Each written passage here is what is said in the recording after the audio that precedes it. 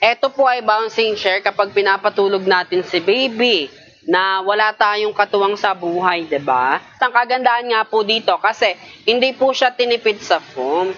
May foam na nga po siya sa loob, sa baba, and then may pa-extra foam sa taas, and then may extra pillow. O 'di ba? Tignan niyo naman kung gaano ka-legit 'yan. Tapos meron na nga din po siyang safety belt na pa-diaper style at hindi lamang po yan. Removable or detachable po yung hanging toys natin.